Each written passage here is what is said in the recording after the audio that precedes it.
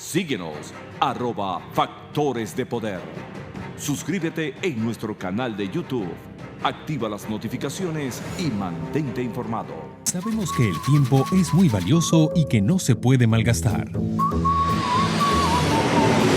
Es por eso que en K-Export te ofrecemos salidas de envíos aéreos desde Estados Unidos a Venezuela 2 veces por semana.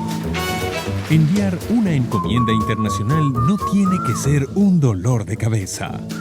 Con nosotros, tu paquete siempre llega a tiempo y seguro. K-Export, déjalo todo en nuestras manos.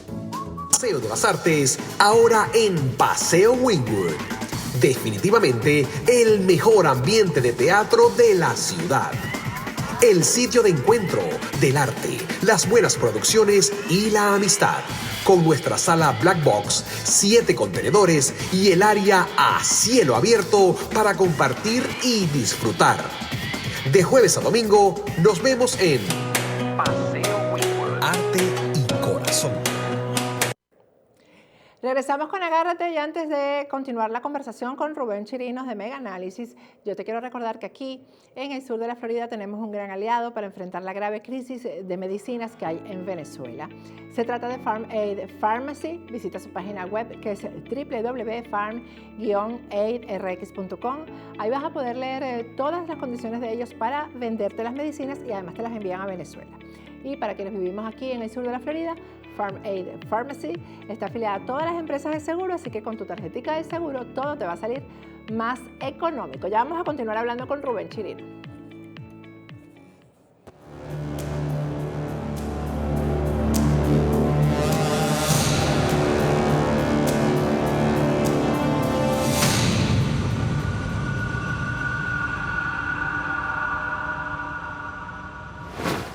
Rubén Chirinos está con nosotros conectado vía Skype. Rubén, estas dos palabras que, digamos que esta diatriba que tienen los venezolanos según María Corina Machado de luchar, quedarse a luchar o huir, ¿eso realmente es así? Hay como, digamos, ese debate interno de qué hago ahora después de lo que ocurrió el 5 de enero.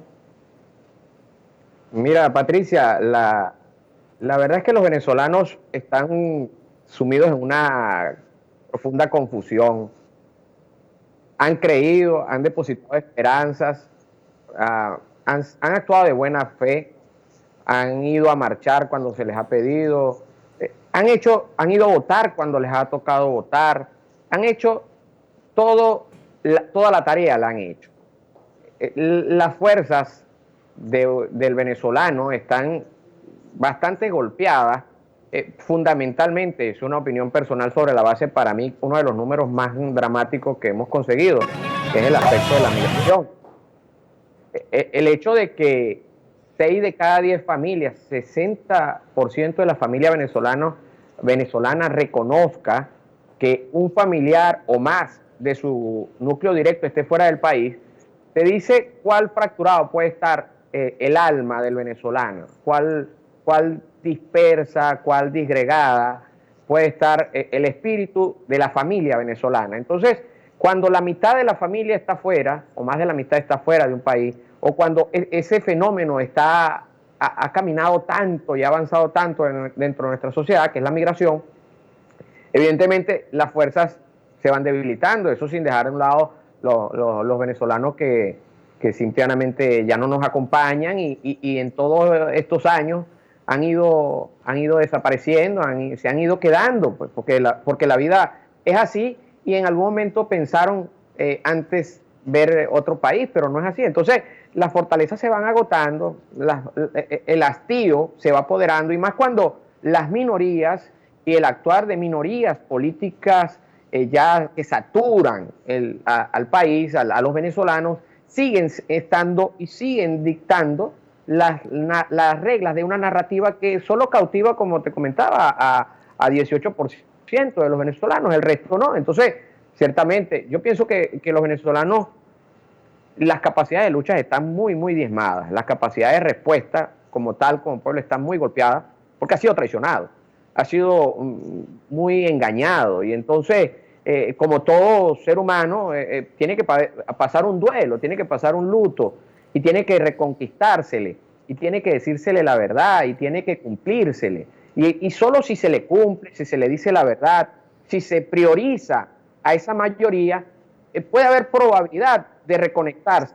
De lo contrario sigue habiendo una disociación y esta mayoría se va a inclinar por lo que le toca, y es tratar de vivir. Y ya muchos venezolanos tienen gran parte de su vida fuera del país, ya sea porque se fueron ellos o se fue su entorno. Entonces, es una realidad que golpea a todos y a 6 de cada 10, y eso directamente e indirectamente un porcentaje aún mayor. Entonces, esa potencialidad de lucha, yo la veo hoy en día muy, muy diezmada dentro del pueblo venezolano, muy difícil que el venezolano en este momento, en estas condiciones, reaccione con ímpetu de lucha, porque primero tiene que tener el deseo para ello. Y la posibilidad de pensar en irse, bueno, nosotros medimos a finales del año antes pasado y durante el año todo lo que era el proceso de migración, y fácilmente ya estamos cercanos a los 6 millones de venezolanos en el exterior, y esto va a seguir subiendo. En algunos periodos será más rápido que en otros, pero va a seguir subiendo. Y es una realidad que solo se detiene si se cambia la situación del país, si cambia el modelo político, si deja de existir o de manejar las directrices del país la misma filosofía socialista, porque hay que decirlo, le guste o no a muchos. 87% de los venezolanos están cansados del socialismo. El socialismo gubernamental. Digamos, y el socialismo opositor. Rubén, han entendido lo que es el socialismo, porque antes en Venezuela no se entendía nada de eso. Creo que es que lo han entendido. No. Claro. Es que hubo un símil que es la realidad. La realidad puso en la puerta de cada casa, puso al socialismo como el dador de la caja de comida, el dador de la bombonita de gas, el dador de pequeñeces que no deben ser pequeñeces, que deben ser necesidades que los venezolanos deben satisfacer a su gusto y antojo, como lo debe hacer cualquier familia y cualquier ser humano. Pero esas limitaciones vienen de la mano del socialismo, y por ende y muchas otras cosas, como la misma precariedad de los servicios, la misma migración, toda esta situación país se traduce en una palabra: socialismo.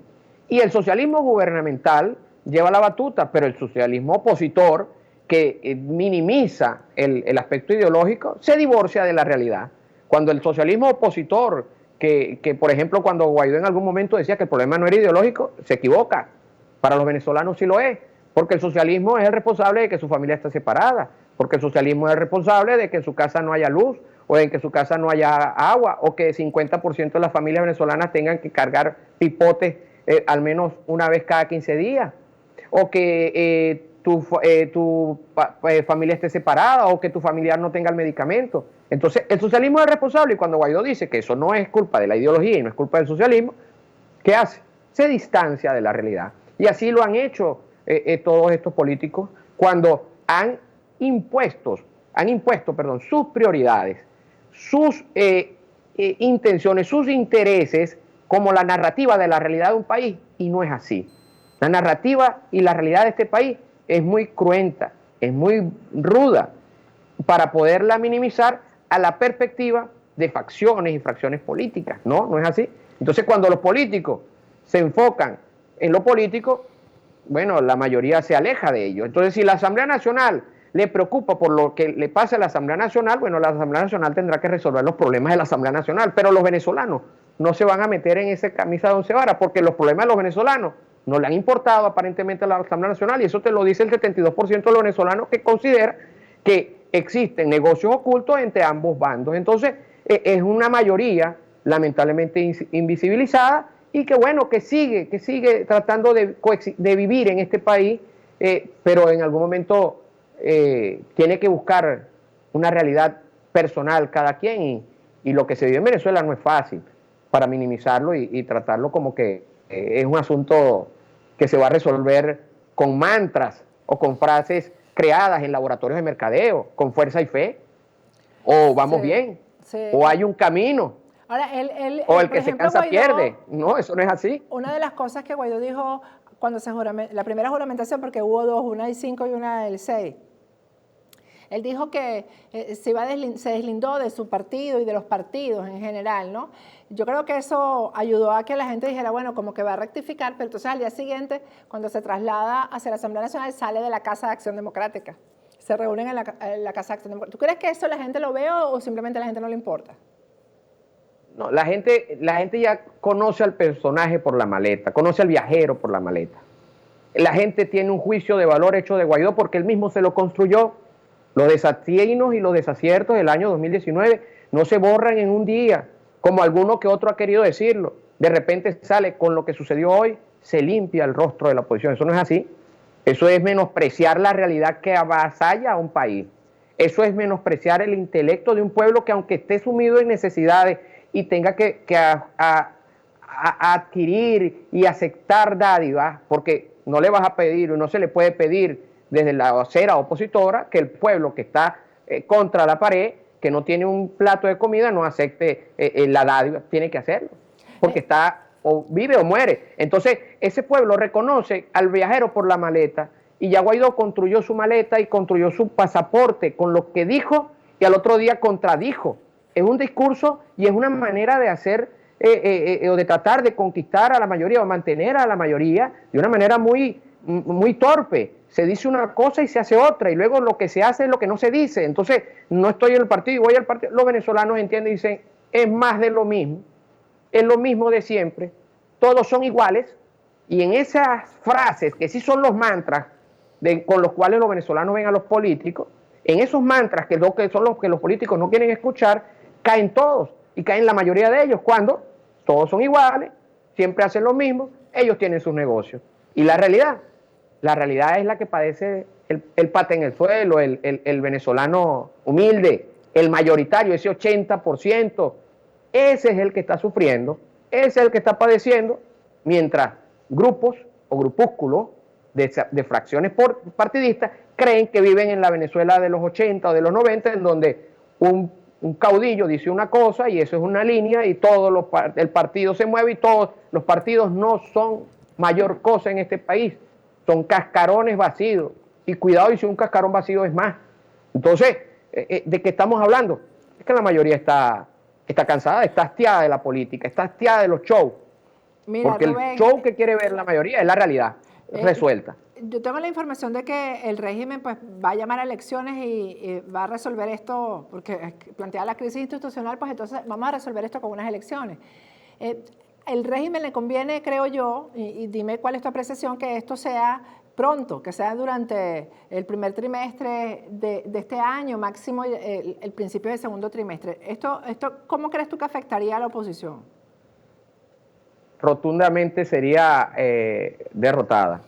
Es mi opinión personal. No hemos hecho ese estudio todavía, pero considero, producto de lo que ha sido nuestra experiencia y nuestro historial de acierto, que es importante, que si el gobierno llama a elecciones en los próximos 3-4 meses o en el primer mes del segundo semestre, por decir algo, antes del mes de julio, va a ser casi imposible o imposible sacarse ese 1-2 que le propinaría el gobierno, y por una sencilla razón: las condiciones del 2018 siguen estando, las dificultades electorales siguen existiendo, ahora aún peor, porque la Venezuela del 2015, que asistió a votar por una oposición que le enseñó una manito y le dijo que está fuera del país, es correcto, está cansada. Fueron 4 años de golpear la confianza, fueron 4 años de decirle te voy a dar algo que no te terminé dando, fueron 4 años de diálogos que los venezolanos han rechazado y siguen rechazando, y de repente, por ejemplo, apenas hace unas horas, Guaidó le pide a Padrino López una reunión. Entonces imagínate tú, los venezolanos están cansados de diálogo, y ahí hasta allá va a volver a esta fórmula, y de darse un evento electoral antes de hacer cualquier estudio, que básicamente es lo que deberíamos hacer y es lo que nosotros hacemos. Mi opinión personal es que la primera opción, la ventaja inicial, la tiene ampliamente el gobierno, pues tiene todo a su favor, tiene todas las condiciones soplando en favor de ellos, y la oposición tendría que ir a buscar la confianza que despilfarró, que dilapidó en aquel pueblo que ya no cree en el evento electoral. Entonces, la tiene cuesta arriba, una oposición claro, sin credibilidad frente a un gobierno que también es minoría, pero que tiene el poder a su favor. Entonces, volvemos al escenario de un evento de escasez de condiciones electorales en donde dos minorías se disputarían un poder, algo como lo que pasó en el 2018. ¿Quién terminó ganando, como lo dijimos? Maduro, en un evento de poca participación. Terminará ganando en un escenario de esa naturaleza muy probablemente el gobierno. ¿Qué quedará de la oposición? Lo mismo que se habla desde hace 20 años, entender a los venezolanos, hablarle, entender a las mayorías, reconstruirse. El problema es que ya no hay tiempo para un pueblo que se muere de a poco cada vez que se va un familiar por maiquetía, cada vez que no consigue un medicamento y despide a otro en un cementerio, cada vez que escucha que su hijo no tiene futuro o su nieto no tiene futuro en este país y la familia se separa y las condiciones de vida cada vez son peores. Entonces, ¿qué queda? Un ring virtual de dos minorías haciendo sombras de poder por intereses simplemente partidistas. Y la gran mayoría invisibilizada, manipulada, pero sobre todo cansada de ser engañada. Lamentable, ¿verdad? ¿Cuándo es el próximo trabajo de campo de ustedes? ¿Para cuándo lo tienen previsto, Rubén?